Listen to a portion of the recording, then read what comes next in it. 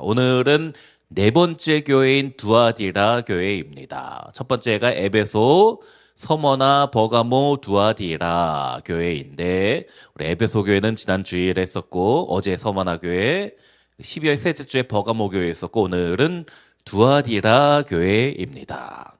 자, 앞에 나오는 빨간 글씨가 답이라고 생각하시면 됩니다. 우리 교환에 답을 적을 때 빨간색 글씨 보시면 그걸 적으시면 됩니다. 자, 두아디라 교회가 어떤 교회인가? 제목을 거룩을 지켜내는 교회로 정했습니다. 자, 우리도 마찬가지 하나님 앞에서 하나님 찾으시는 성도, 하나님이 찾으시는 교회가 어떤 교회고 성도인가? 거룩함을 사모하며 거룩을 잘 지키는 교회이다. 우리가 이렇게 살아갈 때 하나님 주시는 놀라운 복이 있을 줄로 믿습니다. 자, 우리 계시록 2장 26절 앞에 보시면서 같이 한번 읽습니다. 이기는 자와 끝까지 내 일을 지키는 그에게 만국을 다스리는 권세를 주리니. 자, 올 한 해 하나님 주시는 만국을 다스리는 권세 축복을 다 받아 누리시는 성도님들 되시기를 주의 이름으로 축원합니다. 자, 먼저 이 두아디라라는 교회는 도시는 어떤 도시인가? 먼저 알 필요가 있습니다. 여기는 오늘날 터키의 아키사르라는 도시입니다. 터키의 아키사르라는 도시예요. 정말 작은 도시입니다. 2024년 기준 인구가 약 18만 명밖에 안 되는 작은 도시입니다. 자, 어제 살펴보았던 서머나, 오늘날 터키의 이즈미르라고 했었지요. 이즈미르는 요즘 인구가 450만 명인데 여기 아키사르, 두아디라는 20만 명이 되지 않아요. 서머나보다 한 20분의 1, 30분의 1밖에 되지 않는 아주 작은 도시입니다. 하지만 상업 활동이 활발하게 발달되어 있는 곳입니다. 두 가지가 있는데 구리, 청동 쇠공업이 있고 의류 염색업이 과거부터 예전 고대부터 발달된 도시입니다. 사도행전 16장에 보면 두아디라 시에 있는 자색 옷감 장사로서 하나님을 섬기는 루디아라 하는 한 여자가, 이 루디아의 집은 빌립보인데 이 두아디라에 찾아와서 아마도 물건 떼서 전 세계 돌아다니며 여기저기 팔러 다니는 사람 같습니다. 도매 시장이 있는 곳이, 의류 도매 시장이 있는 곳이 두아디라다 생각하시면 돼요. 이 루디아가 사업자라는 여인입니다. 그래서 돈이 많은 여인, 그녀의 집에서 바울이 2차 전도 여행 때 유럽으로 첫 번째 갔던 도시에서 이제 교회를, 빌립보 교회를 처음 시작한 곳이지요. 또 이렇게 우리 성도님들 중에서도 사업도 잘하는 분들이 많이 있으시기를 간절히 기도합니다. 루디아처럼 교회를 아름답게 세우는 분이 있었으면 좋겠어요. 물론 돈으로만 다 세워지는 것은 아닙니다. 어쨌든 빌립보에 사는 루디아, 두아디라로 왔다 갔다 해서 장사하는 이 여인이 또 빌립보 교회를 세웠다. 오늘날에도 이제 현대 터키, 튀르키예에도 여기 아키사르라는 도시는 주 수입원이 의류 염색업이다라고 합니다. 과거부터 지금까지 옷을 만들어서 수출하는 곳이다. 또 구리 쇠공업이 발달했다라고 했지요. 지금까지 현재 발견된 세계 가장 오래된 동전이 여기 BC 7세기경에 리디아 왕국의 동전입니다. 리디아라는 왕국이 있었는데 거기서 만든 동전이 지금까지 발견된 가장 오래된 동전입니다. 이 리디아 왕국이 어느 곳에 있었던 나라인가? 터키, 즉 오늘날 터키, 특별히 요한계시록 7교회가 있었던 그 동네에 리디아 왕국이 있었습니다. 아마도 리디아에서 그 두아디라라는 이 도시에서 동전을 만들었을 것으로 추측되어집니다. 이렇듯 작은 도시이지만 의류 염색업과 구리 쇠공업이 발달된 상업 활동이 활발하여서 돈이 많이 오가던 도시이다. 그런데 어제도 서머나 교회 할 때도 이야기했지만 세상적으로 잘 되는 도시, 돈이 많은 도시가 신앙생활하기는 쉽지만은 않다 하였잖아요. 이 두아리라 교회 작은 도시, 하지만 돈이 많아서 여기서 살고 있는 교회 성도들이 신앙생활이 쉽지만은 않았다라는 것입니다. 자, 오늘날 여기 두아디라의 옛날 교회 터전, 아마 이 요한계시록 시대에 두아디라 교회의 터가 발굴된 곳이 여기인데 생각보다 크지는 않은 곳입니다. 자, 어쨌든 이 두아디라에 있는 교회인데 작은 교회입니다. 작은 도시이고 또 이 교회도 작은 교회였어요. 하지만 7교회 중에서 가장 작은 도시가 이 두아디라 교회, 서머나보다 한 20분의 1도 안 되는 교회이지만 이 두아디라 지역에 있는 교회 성도들에게 하시는 말씀이 가장 길다라는 거예요. 에베소 교회, 서머나 교회, 버가모 교회, 또 사대 빌라델비아, 라오디게아 교회에 하시는 말씀보다 두아디라 교회의 말씀이 더 길다는 것이에요.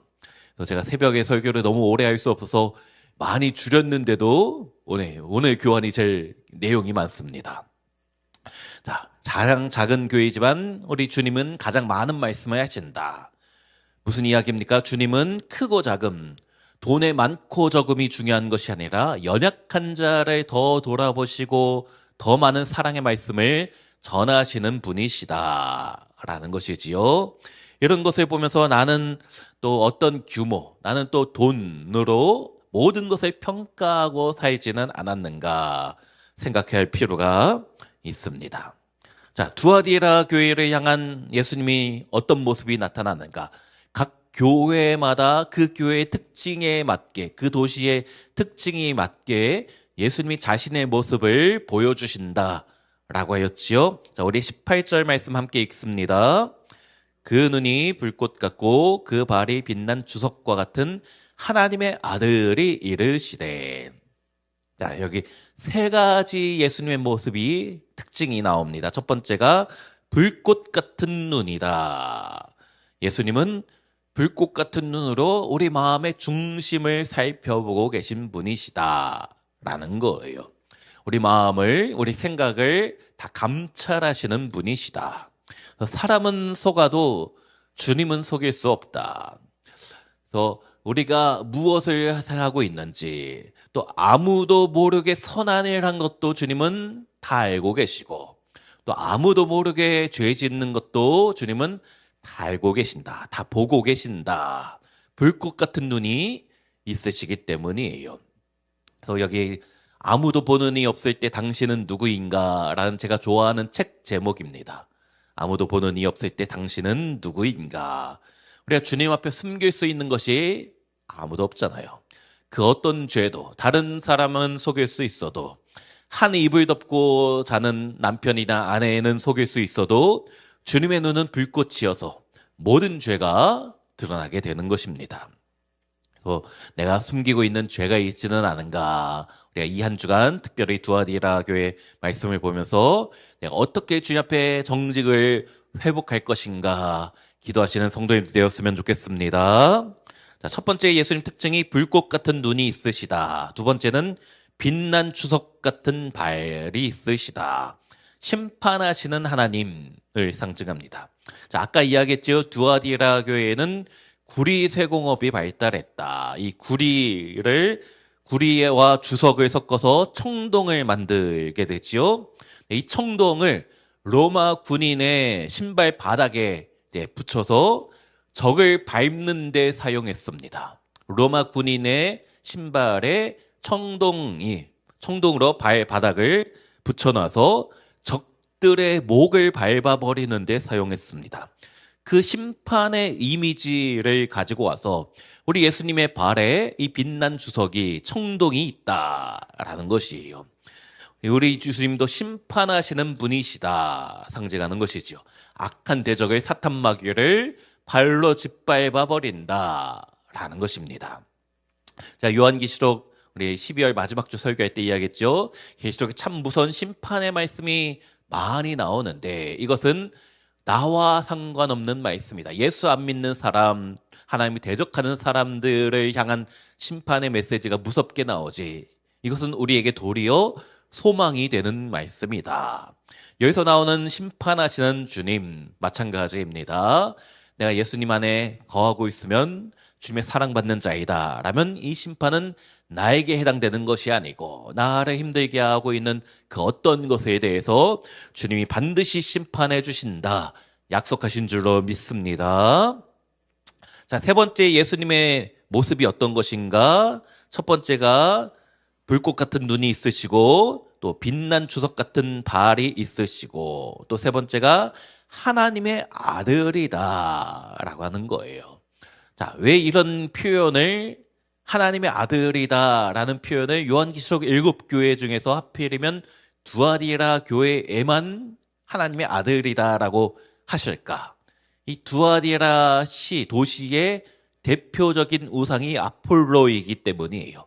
제우스의 아들, 그리스 신화의 최고신이라고 하는 제우스의 아들인 아폴로를 섬기는 곳이 이 두아디라이기 때문에 예수님께서 하나님의 아들인 나 예수가 진짜이다. 저 제우스의 아들은 가짜이다 라는 거예요.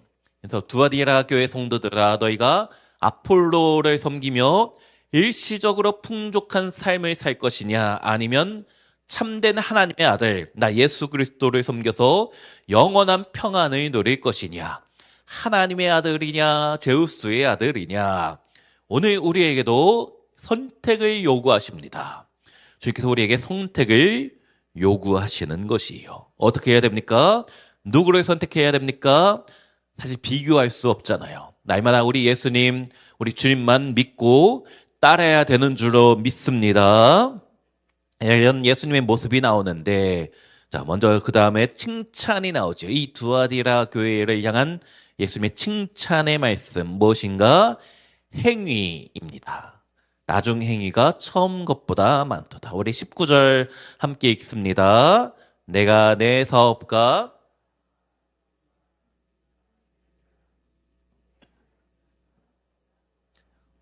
자, 칭찬의 핵심이 사업과 사랑과 믿음과 섬김과 인내를 알고 있다라고 하였죠. 근데 이 단어들을 원어 성경으로 이제 문법적으로 보면 이 사업 안에 사랑과 믿음과 섬김과 인내가 포함이 되는 것입니다. 문법적으로. 여기서 말하는 사업이 무엇인가? 오늘 뭐 장사하는 것 그런 의미가 아니고 뒤에 나오는 행위를 의미합니다. 즉 두아디라 교회를 향한 예수님의 칭찬은 너의 행위가 너무나 아름답다. 그런데 특별히 더 중요한 것이 행함을 잘하는 것도 중요하지만 더 중요한 것이 내 나중 행위가 처음보다 많도다. 사실 많은 성도가 처음 예수 믿을 때는 신앙이 뜨거울 때는 교회에서 열심히 봉사합니다. 그러다 식어버리는 경우가 많아요. 1년, 2년 하다가 이 정도 했으면 됐지 하고 처음 은혜 받았을 때는 열심히 봉사하는데 나중에 또 떨어져 나가는 경우가 많다. 에베소 교회가 그랬잖아요. 처음에 잘했는데 시간이 지나자 처음 사랑을 버렸다. 그래서 우리 예수님께서 에베소 교회를 향해 처음 사랑을 가지라 경고하셨잖아요. 자, 여기 칭찬의 핵심이 사업, 행위인데 사랑의 행위, 믿음의 행위, 섬김의 행위, 인내의 행위. 무엇보다도 점점 더 잘하고 있다라는 것이 칭찬의 핵심입니다. 자, 그런데 한 가지 아쉬운 게 내가 신앙생활을 잘하고 어떤 행위를 잘하는 것은 좋은데 여기 나오는 두아디라 교회를 향한 칭찬은 내적인 것, 영적인 것은 없습니다. 행함만 칭찬하고 있어요. 그것이 그런 영적인 부분에 대한 칭찬이 없는 그 자체가 문제다라는 것을 알 수 있지요. 내 신앙은 점점 깊어지고 있는가? 주님을 향한 사랑이 뜨거워지고 있는가? 또한 내가 주님을 향한 열정은 행위는 행함은 더 많아지고 있는가? 그렇지 않은가? 우리가 반성하고 돌아보아야 하는 것이에요. 이런 행함은 잘하지만 내적인 칭찬이 없다. 왜 그럴까? 우리 예수님의 책망이 있는 것이지요. 무엇인가? 이세벨을 용납하였다라는 것이에요.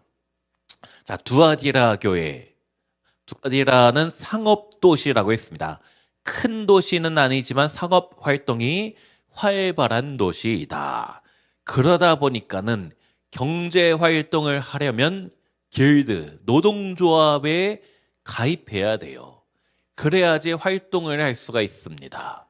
같은 그 동네에 사는 의류업이다 하면은 그 사람들 간의 조합에 들어가야지 활동을 잘할 수 있어요. 그것을 안 하면, 길드에 가입하지 않으면 제대로 장사할 수가 없다라는 것이지요. 근데 이 당시의 길드 조합에는, 노동조합에는 수호신 숭배, 아마도 아폴로 숭배가 활발했습니다.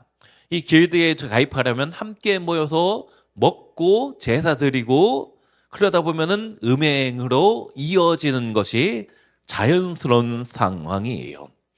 이런 상황 가운데 예수 믿는 성도인데 또 상업 활동은 루디아처럼 해야 되는데 어떻게 해야 되는가? 우리가 쉽지 않은 결단이 필요할 때가 있지요. 누군가는 뭐 이 정도면 어때? 하고 누군가는 나 예수 믿는 사람이니까 이건 안 돼. 생각하는 것입니다. 이때 등장하는 문제가 이세벨에 대한 이야기. 이세벨은 이제 구약의 아합 왕의 악한 아내 왕비 이야기지요. 이세벨과 같은 여인이 있다. 자칭 선지자라 하는 이세벨이 성도들을 꿰어서 행음하게 하였다. 이런 것이지요. 노동조합에서 여기 자기네들한테 들어와야지 네가 자유롭게 장사할 수 있다라고 말을 들었는데, 그러려면 아폴로한테 가서 그 신 우상한테 절을 해야 되는데 어떻게 해야 되는가? 이런 거 목사님한테 가서 물어보기 그렇잖아요. 당연히 안 된다고 할 거 뻔하기 때문에. 그래서 영빨 있다라고 하는 기도 좀 한다라고 생각되어지는 어떤 권사님한테 찾아간 거예요. 그랬더니 이 권사님이 이렇게 그런 이야기를 듣고 하라는 대로 안 하면 물질적으로 또 경제적인 손해가 막심하고 먹고 살 길이 막막한데 어떻게 할까요? 라고 어떤 여인한테 물어봤더니 그 여인이 돈 많이 벌어서 헌금하면 된다. 그러면 하나님도 용서해 주실 것이다. 그런 식으로 이야기한 것이에요. 그렇게 결국 우상 제물을 먹어도 된다. 나중에 회개하면 되지. 그 여인의 이름, 실명이 등장하지는 않지만 그 여인은 이세벨과 같은 여인이다. 이것은 영적 간음을 하는 것이다. 라고 예수님이 규정하시는 겁니다. 적당하게 타협하지 말고, 영적 간음하지 말고 하나님 앞에 순전한 신앙을 지켜야 된다. 자, 이 두아디라 교회의 문제가 무엇입니까? 행동은 있는데 행함은 잘하는데 내면의 거룩이 사라진 것이에요. 행위는 좋습니다. 교회 봉사도 잘하고 섬김도 잘하지만 내적인 거룩, 순결이 무너진 것이지요. 그래서 예수님이 심판의 메시지, 경고의 메시지를 하시는 것입니다. 첫 번째가 회개하라. 21절부터 보면 내가 그에게 회개할 기회를 주었을 때 회개하고자 하지 아니하는도다. 회개하지 아니하면 큰 환난 가운데에 던지고. 자, 이런 말씀이 회개라는 단어가 많이 반복되어 나오고 있습니다. 우리 예수님은 지속적으로 회개할 기회를 주시는 분이십니다. 하지만 의도적으로 우리 예수께서 여러 차례 수차례 회개에 대한 말씀을 하시는데 의도적으로 거부하면 심판하신다. 어쩌면 그冲동 발로, 주석과 같은 발로 밟힐 수도 있다라는 것이지요. 심판의 말세주에 보면은 23절에도 나는 사람의 뜻과 마음을 살피는 자인 줄 알지라. 내가 너희 각 사람의 행위대로 갚아주리라. 아까 읽었던 19절에 내 나중 행위가 처음 것보다 많도다 했던 그 행위 때문에 심판받게 되는 상황입니다. 심판의 내용을 보면 내가 그를 침상에 던질 것이다 라고 했죠. 말씀 보면서 침대에 던지면 침대에서 오래 누울 수 있어서 좋다 생각할 수도 있겠지만 여기서 말하는 침상은 병상을 말합니다. 모든 질병이 하나님의 심판으로 주시는 것은 결코 아닙니다. 하지만 그런 경우도 있다. 병상에 눕게 하신다라는 무서운 말씀을 하고 계시는 거예요. 두 번째 경고의 메시지가 무엇인가? 굳게 잡으라라는 것입니다. 자, 24절과 25절 같이 한번 읽습니다. 너희에게 말하노니 다른 짐으로 너희에게 지을 것은 없노라. 다만 너희에게 있는 것을 내가 올 때까지 굳게 잡으라. 여기 사랑의 행위, 믿음의 행위, 섬김과 인내의 행위. 잘했지만 순결함을 지켜서 그 모든 행위를 지탱하는 것은 내적인, 영적인 것들이다. 잘 지켜야 된다.